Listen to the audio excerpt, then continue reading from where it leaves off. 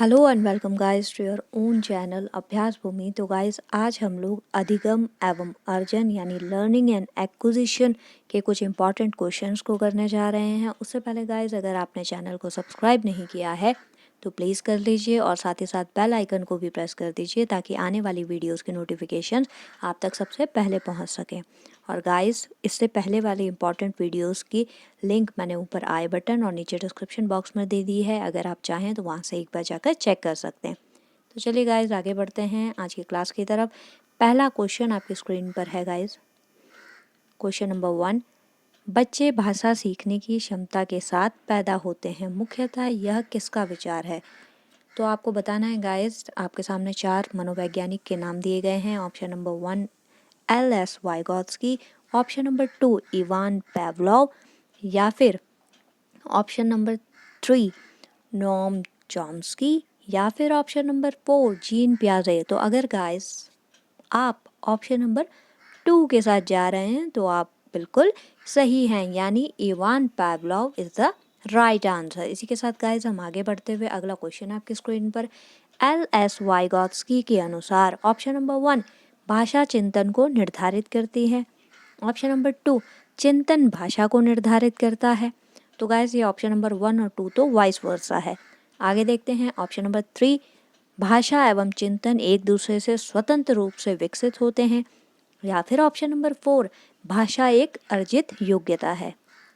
क्या लगता है गाइस, अगर आप ऑप्शन नंबर 4 के साथ जा रहे हैं तो आप बिल्कुल सही हैं, क्योंकि एल.एस. वाइगोत्स्की के अनुसार भाषा एक अर्जित योग्यता है। ठीक है गाइस, उम्मीद है आपको समझ में आ रहा होगा। इसी के साथ आगे बढ़ते हैं अगले क्वेश्चन की तरफ। भाषा अर्जन, ठीक है, भाषा अर्जन यानी भाषा को एक्वायर करना। ऑप्शन नंबर 1 शिक्षक की आवश्यक उपस्थिति की मांग करता है। तो क्या लगता है गाइस, अगर शिक्षक नहीं होगा तो भाषा का अर्जन नहीं होगा? या फिर ऑप्शन नंबर 2 भाषा की कक्षा में ही संभव है, जब भाषा की कक्षा होगी तभी भाषा का अर्जन होगा, अदरवाइज नहीं होगा, ऐसा लगता है आपको?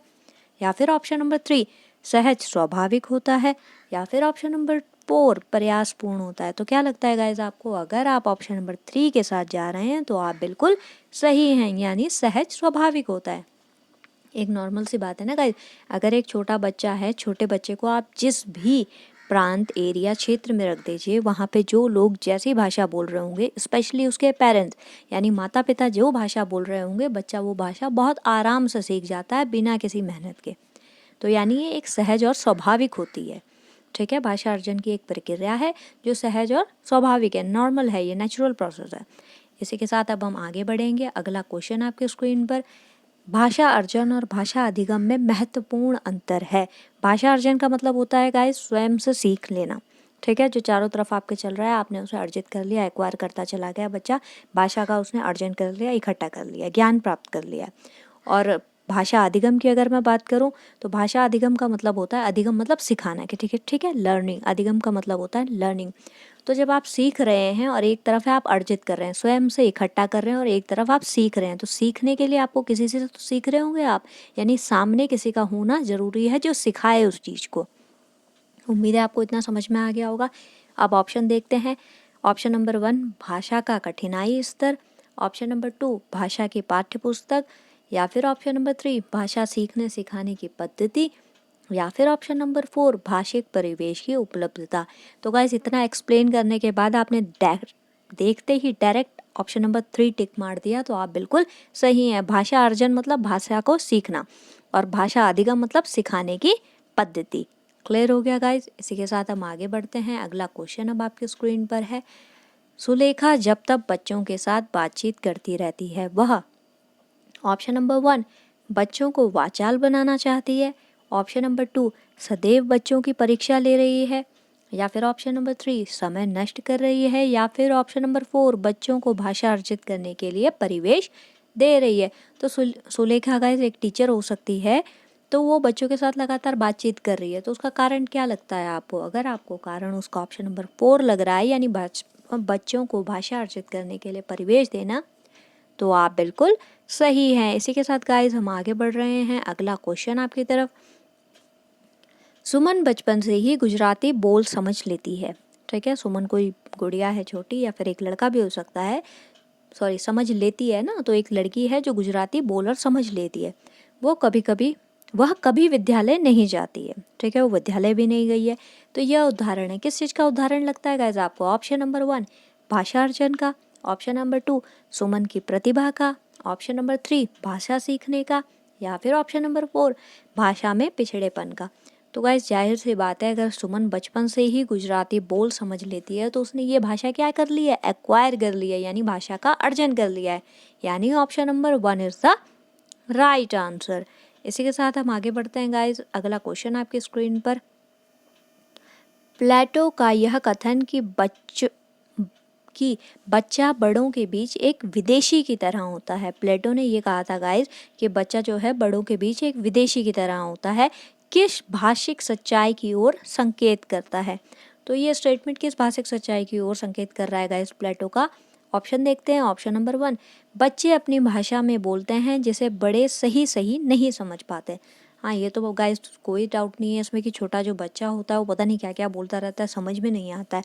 एग्जैक्टली तो नहीं, पर कुछ कुछ आइडिया लगा के अगर वो उंगली से इशारा करे, उस तरफ हाथ से बताने की कोशिश करे, तब शायद थोड़ी बहुत चीज़ें समझ में आ जाए। अदरवाइज़ वो क्या बोलता है छोटा सा बच्चा, कम से कम 1-1.5 साल का बच्चा, तो उसमें नहीं पता चल पाता है क्लियर कि वो क्या बोल रहा है। ऑप्शन नंबर 2 बच्चा बड़ों से उम्र में छोटा होने के कारण अजनबी बना रहता है। नहीं गाइस, ऐसा तो नहीं होता। ऑप्शन नंबर 3 बच्चों की भाषा अपरिपक्व होती है। तो बच्चा कैसे तुरंत परिपक्व बन जाएगा, इसमें कहाँ से, ये तो ऑप्शन ही नहीं हो सकता ना गाइस। ऑप्शन नंबर 4 बच्चों की भाषा के प्रति बड़ों का दृष्टिकोण संकीर्णता से परिपूर्ण होता है। ये कैसे हो सकता है, ये तो संभव ही नहीं है ना गाइस। तो यानी option number 1 is the right answer. बच्चे अपनी भाषा में बोलते हैं जिसे बड़े सही नहीं समझ पाते हैं। कैसे समझेंगे गाइस, ठीक है। इसी के साथ आगे बढ़ते हुए अगला क्वेश्चन आपकी स्क्रीन पर, चॉम्स्की के अनुसार डैश के कारण बच्चे भाषा सीखते हैं। ऑप्शन नंबर 1 भाषाई समाज, ऑप्शन नंबर 2 भाषा अर्जन क्षमता, ऑप्शन नंबर 3 भाषा आकलन क्षमता, या फिर ऑप्शन नंबर 4 व्याकरणिक नियमों की जानकारी से ही। तो क्या लगता है गाइज आपको कि कैसे चॉम्स्की के अनुसार कैसे सीखेंगे? तो अगर आप ऑप्शन नंबर कौन सा 2 के साथ जा रहे हैं, यानी चॉम्स्की के अनुसार भाषा अर्जन क्षमता के कारण बच्चे भाषा सीखते हैं, तो आप बिल्कुल सही हैं। इसी के साथ गाइज अब हम आगे बढ़ रहे हैं। अगला क्वेश्चन आपकी स्क्रीन पर, अंतःवाक की संकल्पना किससे संबद्ध है?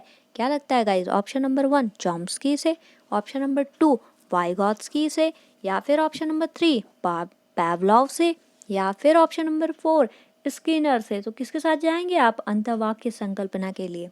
अगर आप वाइगॉत्स्की यानी ऑप्शन नंबर 2 के साथ जा रहे हैं तो आप बिल्कुल सही हैं। इसी के साथ हम आगे बढ़ रहे हैं। अगला क्वेश्चन आपकी स्क्रीन पर, भाषा और चिंतन में संबंध होता है, यह कथन किसका है गाइस? ऑप्शन नंबर 1 पूर्णता सही है, ऑप्शन नंबर 2 आंशिक रूप से सही है, ऑप्शन नंबर 3 पूर्णता गलत है, या फिर व्यर्थ है, व्यर्थ का कथन है। क्या लगता है गाइस आपको? भाषा और चिंतन में संबंध होता है, ये बात क्या लगती है आपको, सही है या गलत है?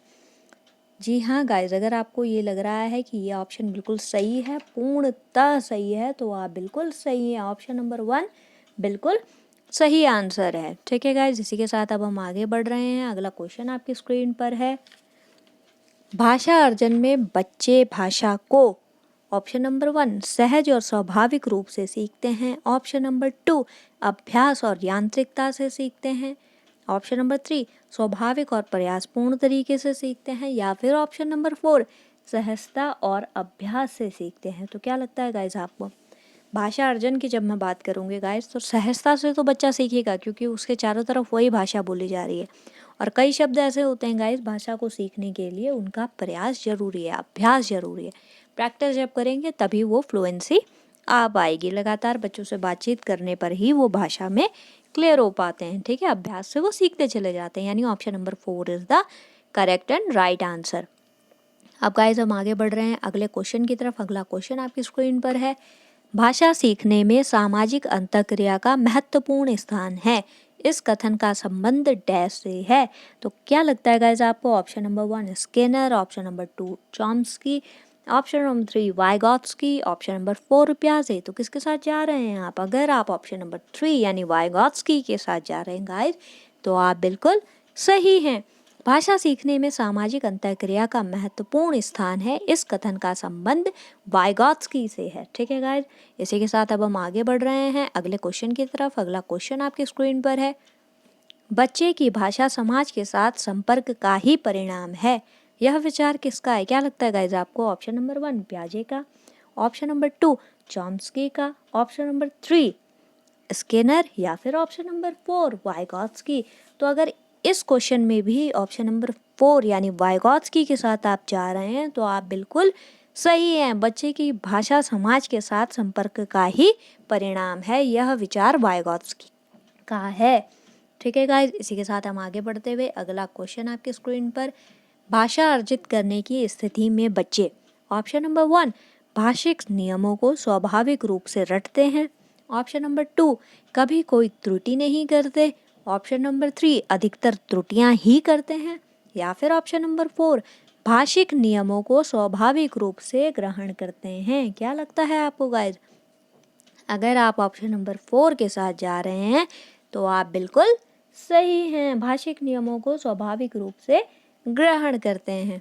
इसी के साथ आगे बढ़ रहे हैं गाइस हम अगले क्वेश्चन की तरफ। अगला क्वेश्चन आपकी स्क्रीन पर, भाषा अर्जन के बारे में कौन सा कथन सही है?